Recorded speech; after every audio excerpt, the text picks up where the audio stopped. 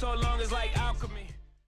All right, y'all, jumping right into this one. Got a lot of highlights to cover. What KD has to realize when he's facing Holiday or Rondo, facing them up is playing right into their hands and their quickness. AD early action at the rim as this pace was fast, frenetic, and all that shit. And as I mentioned in my first take video, the speed had everybody a little bit off, but I like this thought here from Draymond. Don't make your first shot a three ball, but Klay wasn't really ready for that. You have the trees in there, 2 7-footers essentially, but Klay was off all night long. And then Mirotic, let's face it, I think he's been on the business end of quite a few rim rattlers in his career. Andre Iguodala adding to that list early on as the bench goes nuts. KD, an early three in Rondo's eye. He shot the ball poorly to start, as it seemed everybody did except for this man right here who was yet to get in the game. Rondo, a corner three ball. I believe he was 3 of 4 from downtown in this game, but would it matter? Let's take a look at Klay and his rhythm being off. There were signs of him being off all game. Look at that hop. You see that base is too wide and it was too large of a hop, and then you're going to see the shot go off. So there were signs of why he struggled mechanically throughout this game. I'll point that out. Look at the double down on AD, just completely denying the entry pass, and they have to settle for a Mirotic corner three. Now here's AD in transition, and this was coached up. You can tell they're like, AD, you got to take this here to keep him honest, but it's not really his game. If you notice, he gets threes off pick and pops where he kind of floats and hovers. That's his spot. But here, I don't know what this is. And again, is the juice worth the squeeze? Because on the offensive end, they're playing 4-on-5 for most of the game. I know he does a lot of other things, a lot of intangibles. Right there, Draymond pre-making the read for the baseline cut, but Rondo read it, the turnover. One thing Draymond's done well, though, is look, he's understanding better and initiating contact, drawing fouls. That's why he's averaging upwards of 20 points in these playoffs thus far, because he's drawing fouls around the rim and realizing to get a shot up. Nick Young travels dead center in the middle of the floor, getting his second start. Swaggy, -11 in 11 minutes. And Andre, he just needs to be more aggressive for my taste. I know I kind of beat this drum a little bit too much, but it forces Draymond into more threes than we want. You know what I mean? Take it. I understand you've got the shot blocker there, but make them work. And, you know, he's just too passive for my taste. And then look at this fat kid second guessing a donut wide open at the line. I mean, if you're not going to shoot that, get the fuck out of the league, because that's the only thing you do. Now, the others shot better for the Pelicans. Etuan Moore, 1 of 4 threes. And this pace was crazy. Like I had mentioned first take, I thought it hurt both teams, but this is what makes Iguodala so special, is he adjusts on the fly. He's dynamic. He realizes he was passing up shots early on, so he knocks that three ball down. Now, I'm showing you this clip because this is where we've seen KD operate on Jrue Holiday in their matchups every time this year. Right there at the free throw line, that's his spot. But let's pay attention to where that spot moves as this game goes on. And here he is, the chef. 4:20 mark in the first quarter. The fresh taper. I don't know about the taper, man. It looks like Aisha's giving him the taper. But he had the fresh top of the lineup as Oracle goes crazy, and you knew it wouldn't take this dude long. They said he's been spazzing and acting all crazy and energetic in practice. So first series he's in, he curls off. He doesn't even blink, just lets it fly in Jrue Holiday's face. And never mind the crowd, I liked looking at the Pelicans. I think that the Pelicans were like, oh, here we go. There's the pick and roll, and right away, the gravity. The signature surgical passing from Golden State, and Looney gets an easy one at the rim. Now, Steph's timing was a little bit off, his game speed. I don't think he takes that with AD there when he's accustomed to the speed of the game. Of course, a premier shot blocker in the league, and there they out. Their pace is, to me, it seems desperate. I know they've been playing this way, but sometimes you have to be dynamic. Is Alvin Gentry willing to change their style? I'm not sure. And all of a sudden, now look, Jrue Holiday is drawing the assignment of Steph Curry, and Solomon Hill feels a little bit different for KD in his money spot. And then this here's a shot that you develop from hours and hours in the gym by yourself, where you just go, you chase down a loose ball and you just find your rhythm and pull up. That one was from deep. And more so than the makes, there was just a psychological factor of seeing Steph back on the court at Oracle Arena that I think really added to it. I want to shout out Draymond Green. 12 assists and 1 turnover. He has really gotten precise with his passing, and that's just Klay. That's not your game. Klay was forcing things. A one dribble step back three like that, you just don't really see that. It just seemed off. Steph, and you notice he went off the right knee, right? He went off the right knee, not off the left knee. So that was one of the few signs of him maybe not sure of his health. Jrue Holiday answers right back with the three. New Orleans recalibrated and came out and looked like a different team. Let's face it. Now, this shot here from Steph, this is, you can tell being, rejuvenating the knee, he took a lot of these. He took a lot of these like set, slower shots. And so he was very comfortable taking that out of his normal rhythm. But everything seemed to drop for him early on, and he looked better than I expected. Running Miller off the three-point line, getting it out in transition. And Sean has been showing bounce. Sean has showed up for the playoffs. Scary little fall there, but I have no complaints about Livingston and what he's given us in his minutes. And there's another example of Clay, the reclutch. Usually off an offensive rebound, Clay doesn't even bat an eye. He just pops it. He reclutched, got that thing to go, but the struggle would continue. Here he is. 4 of 20 on the night, but Draymond Green, does he get credit for these rebounds? Because the tips, the effort, the energy, and then that's just a dime finishing above the rim. But Draymond Green, to me, was the best player on the floor. Watch where AD seals Looney. Right here, right here. That's where the pass needs to come. You see how they take their time, they re-entry it. Now, AD is going to make a tough shot over a double team here, but the Pelicans guards don't get AD the ball quick enough when he rim runs. Like, they let the defense set up. Here he is, Looney, ISO one-on-one. This is Anthony Davis at his best, right? Clear out the side and let him go to work. Now, I'm not saying you have to eat every time this way if you're New Orleans, but they're not doing it enough. And there's just a brilliant pass split through the double team. And it seems like the second quarter is where Anthony Davis has his biggest offensive outputs thus far. Another dime and slippage, and that's more rolling to the rim and Draymond kind of hunting him off the three-point line. They scored a ton in the paint. Drew has KD drunk at the bar, finishing with the left hand. But if you pay attention to KD, something that's encoded in his DNA, when someone gets a flashy basket on him, he immediately answers. And so that's what he does. He immediately answers on Drew Holiday, who had a nice bounce back game. The shot started to fall, and I think he's starting to settle into the series. But you see KD dump this down. But let's get back to the man of the hour. Draymond Green pushing in transition, coast to coast. This is a tough finish. And then look at Mirotic stare into the belly of the beast, trying to bait Draymond. Good no call from the referee. Gentry's always looking hella disturbed, right? Like, it doesn't wear good for your team when your coach is always looking dumbfounded. Draymond, it was like when you're playing someone in a video game and they taunt you every time there's a taunt button. Draymond taunting the Pelicans on every play he made. Now, you got to take the good with the bad, and you knew the turnovers would go up with Steph's return, and they did. What it does is, though, it fuels their transition, and Mirotic, who hadn't got going in the series, gets a wide open three to help his psyche.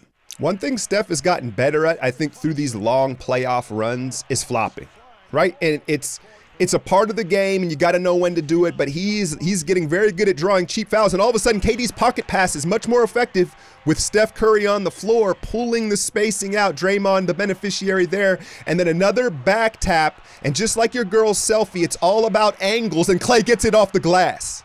Clay will bounce back in New Orleans. The focus of New Orleans will shift. He's going to draw their third best defender instead of their second best. He's the third option now, right? And so he'll readjust and get better looks in New Orleans. Second half, look at Draymond just bully Anthony Davis.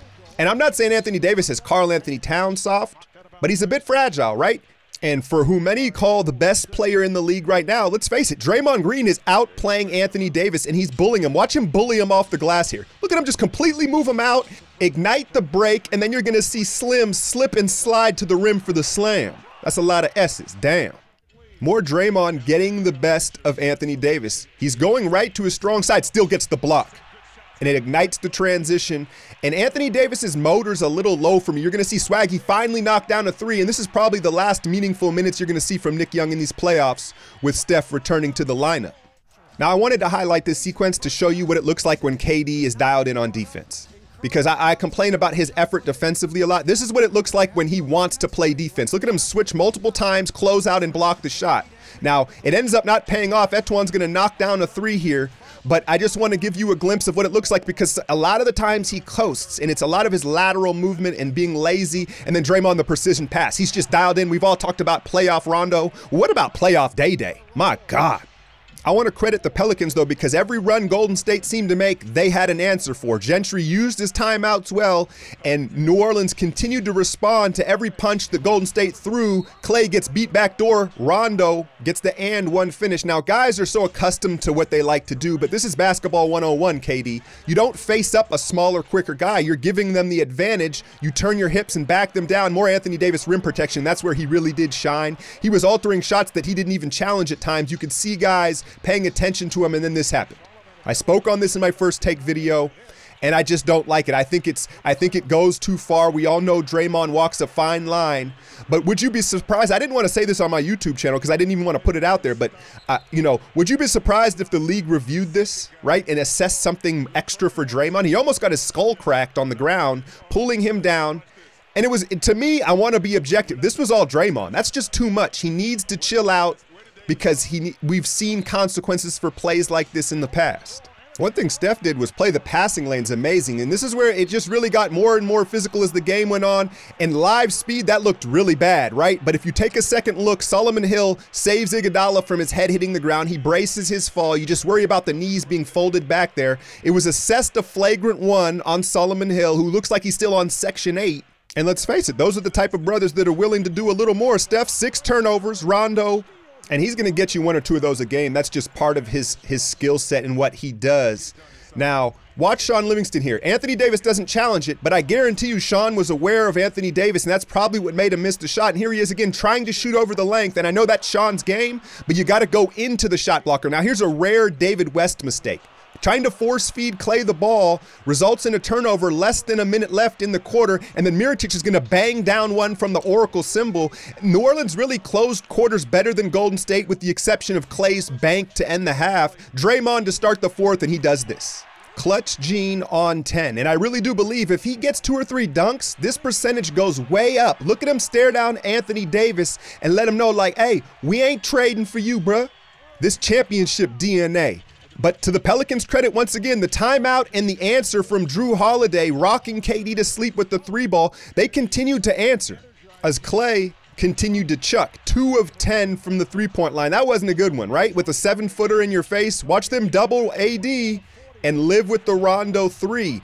And you say, well, Rondo had 22 points. Okay, but AD only had 25. That's the point of it. Iguodala plays the passing lanes better than anybody, and then the OG gets the dunker's roll as it drops in for a huge 3-point play halfway through this 4th quarter.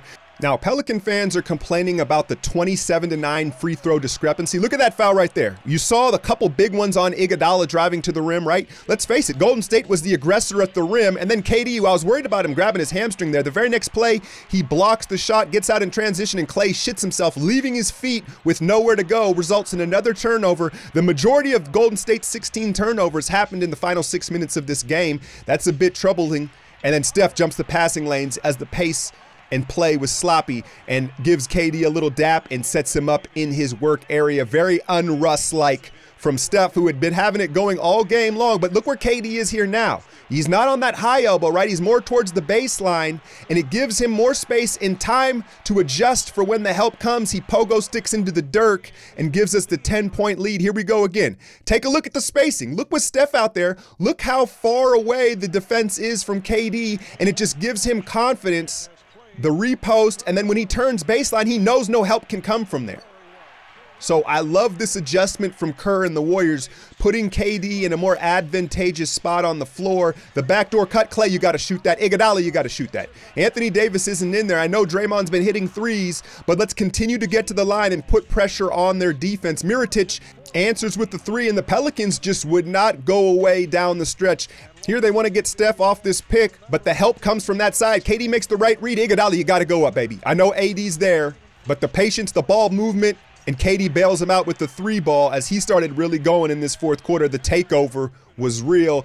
And now look at the bad spacing. Steph and Draymond both in the paint, but it didn't matter because KD, like I said, he started to find a rhythm, and it allowed him to get one late as he usually finds it somehow, some way. Ended up being the leading scorer in this game. Drew Holiday gets his pocket pick from KD.